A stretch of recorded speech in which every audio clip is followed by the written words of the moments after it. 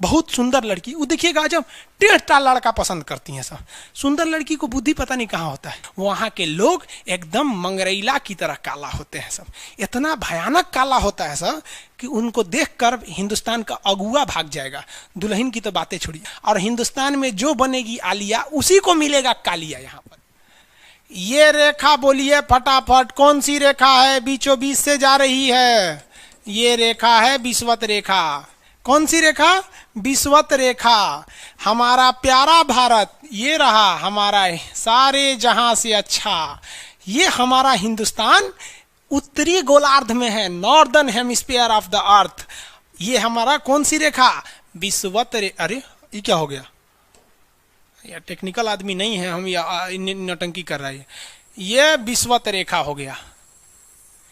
ये बबुआ एगो बात बता, तो जो विषुवत रेखा है वही ना सबसे ज्यादा गर्मी पड़ेगा। सबसे ज्यादा गर्मी कहां पड़ेगा? विषुवत रेखा पे पड़ेगा, क्योंकि सूर्य जाता है अधिकतम कहां तक? ये कर्क रेखा तक।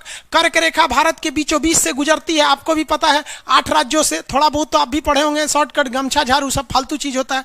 अब यहां देखिए, ये तो है मकर रेखा बबुआ, ये है मकर रेखा, यही है ना मकर रेखा, इसमें तो किसी को दिक्कत नहीं है।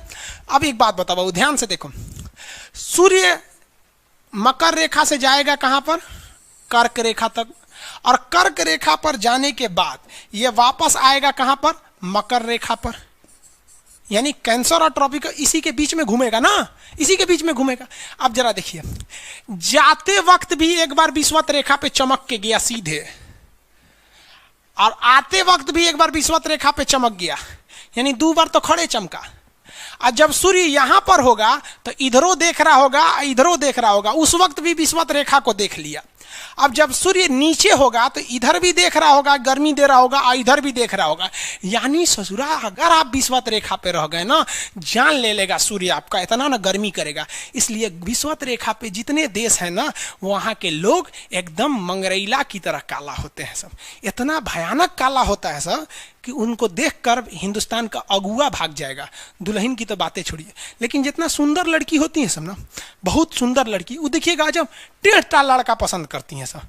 सुंदर लड़की को बुद्धि पता नहीं कहाँ होता है। एक्चुअली भगवान जो है ना, सुंदरता बनाए, देखिए अगर किसी चीज में समय देंगे तो दूसरे चीज से समय काटना पड़ेगा। तो भगवान जिसको सुंदर बनाया ना, खूब सुंदर, तो उसको कुछ ना कुछ कहीं ना कहीं से समय काट लिया। तो जो बुद्धि बना रहा था तो बुद्धि काट लिया।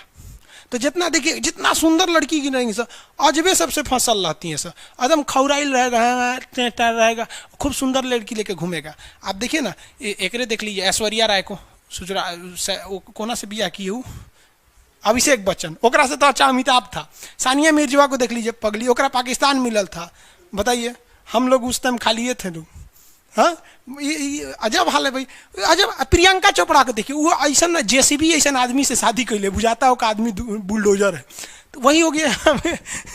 तो यहाँ पे जितना मिलेगा सब ना, सब का सब मिलेगा सब काला काला, और हिंदुस्तान में जो बनेगी आलिया उसी को मिलेगा कालिया यहाँ पर। तो सबसे ज्यादा गर्मी बताओ बबुआ कहाँ पड़ेगा? विषुवत रेखा, इक्वेटर, जितना इक्वेटर का एरिया है सबसे भयानक गर्मी झेलता है। सबसे भयानक गर्मी कौन झेलेगा बबुआ? इक्वेटर वाला। अब एक बात बता बाबू ध्यान से, अगर हम इक्वेटर से दूर जाएंगे तो गर्मी पड़ेगा कि ठंडा? ठंडा पड़ेगा।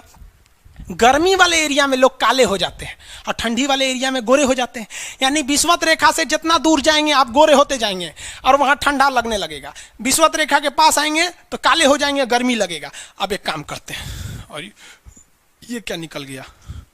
हाँ चलिए, क्वेश्चन देखिए, फटाफट बताइए आंसर।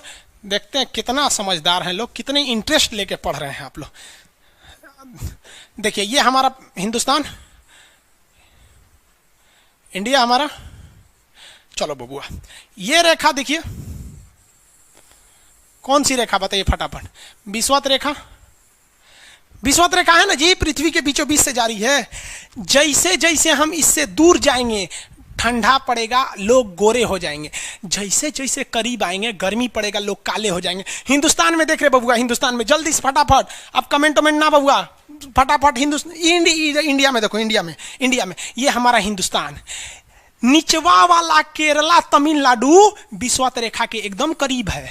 तो साउथ के लोग में गर्मी ज्यादा पड़ता है और साउथ के लोग काला काला होते हैं। लोग साउथ इंडिया के लोग देखिएगा गोरे नहीं होते हैं, लेकिन जैसे जैसे आप विषुवत रेखा से दूर जाएंगे ठंडी पड़ेगा और लोग गोरे हो जाएंगे। और ऊपर जाइए और गोरे होंगे, और ऊपर जाइए और गोरे होंगे। सबसे ऊपर चले जाइए, कश्मीर चले जाइए। कश्मीर में खूब ठंडा, कश्मीर की कली, वाह वाह, समझ में आ गया।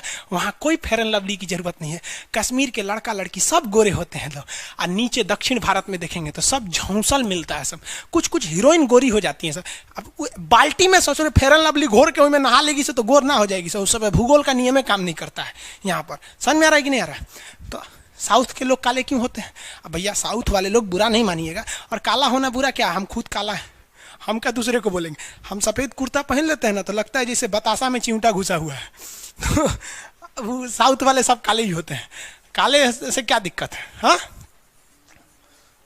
आपको फिर बताए ना, जितना काला रहता है उसको कैसा मिलती है सब। हाँ चलो ध्यान से देखो इधर।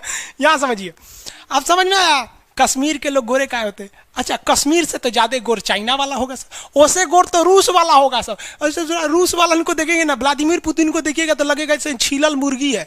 अंग्रेज सबको ऐसे कर देता है सो तो खून दिखने लगता है यहाँ पे लाल लाल। समझाएगा कि नहीं? क्या भूगोल कितना इजी है ना? इजी नहीं है, बकलोल कहेंगे इजी नहीं लग रहा है इसको, सुतल है। आगे बढ़े तो जितने लोग विषुवत रेखा के करीब वाले हैं वो होंगे काले, बीवी में रहेगी गोरी। और जो ये कोई भूगोल का नियम नहीं है रे भाई, देखिए ध्यान से समझिए। अब ये तो कश्मीर वाला का मैटर समझ में आ गया आप लोग को। आगे बढ़े, एक बात बता बउआ, विषुवत रेखा के पास गर्मी पड़ेगा कि नहीं? सीधी सी बात, एक शब्द में बोलेंगे तो गर्मी पड़ेगा कि? अरे भयानक गर्मी पड़ेगा रे। जब जाएगा तब वो गर्माएगा, आएगा तब वो गर्माएगा, और नीचे रहेगा तब वो झांकेगा विषुवत रेखा, और ऊपर रहेगा तब वो झांकेगा विषुवत रेखा। सबसे ज्यादा गर्मी कहाँ पड़ेगी? विषुवत रेखा। सबसे ज्यादा गर्मी विषुवत रेखा। समझ में आ गया? तो एक चीज तो कंफर्म हो गया ये विषुवत रेखा के बाद कि भैया इसकी जो गर्मी है भयानक। और जैसे जैसे गर्मी पड़ेगा, ये जो समुंदर देख रहे हैं, समुंदर का पानी भाप बनकर ऊपर उठेगा। गर्मी के कारण कोई भी पानी एवापोरेट हो जाएगा, यानी क्या बन जाएगा? वाष्प बन के ऊपर उठ जाएगा। और यही वाष्प ऊपर जाके बना लेता है बादल। तो विषुवत रेखा के पास खूब ज्यादा बादल हो जाएंगे, और इतने बादल हो जाएंगे कि वहां वर्षा हो जाएगी। तो विषुवत रेखा के पास डेली 2 बजे वर्षा हो जाती है। कैसे हो जाती है? विषुवत रेखा के पास भयानक गर्मी के कारण वाष्प एवापोरेशन होता है, और ये एवापोरेशन होने के बाद बादल बन जाते हैं, और ये बादल बरसों रे मेघा बरस जाते हैं। तो आप कहेंगे कि सर ये 2 बजे काहे बोले, 4 बजे काहे नहीं बोले? तो रे बबुआ एक बात सुनो, धूप में जो गर्मी आती है वो 8 बजे के बाद आती है। सुबह 8 बजता है ना, मॉर्निंग का 8, उसके बाद ही धूप की गर्मी रहती है। 8 बजे के पहले धूप में उतना गर्मी नहीं रहता, इसलिए वाष्पीकरण नहीं हो पाता है। 8 बजे से धड़ वाष्प बनता है, ऊपर जाता है, और 12 बजे के बाद धूप से गर्मी वो खत्म होने लगती है 2 बजे तक। तो 2 बजे तक इतना ना बादल बन जाता है कि अब वो रोक नहीं पाता है। कहता है बकलोल कहेगा कल खुदे इतना बादल बना था, आज फिर बना दिया, कहाँ रखेंगे? बरसा दो, फिर अगले दिन बरसा दो। तो डेली 2 बजे से 4 बजे के बीच कहाँ बारिश होती है? तो कोई सुनिए ध्यान से, क्वेश्चन पूछा था आपका छत्तीसगढ़ वाले में। तो छत्तीसगढ़ के पीसीएस के एग्जाम में क्वेश्चन पूछा था 2 से 4 में डेली वर्षा कहाँ होती है? तो लड़का मार दिया था मासीराम, मेघालय के चेरापूंजी मासीराम। वहां भाई साहब 365 दिन वर्षा होती है। 2 बजे से 4 बजे के बीच में जो वर्षा होती है वो विषुवत रेखा पे होती है। क्यों होती है समझ में आ गया?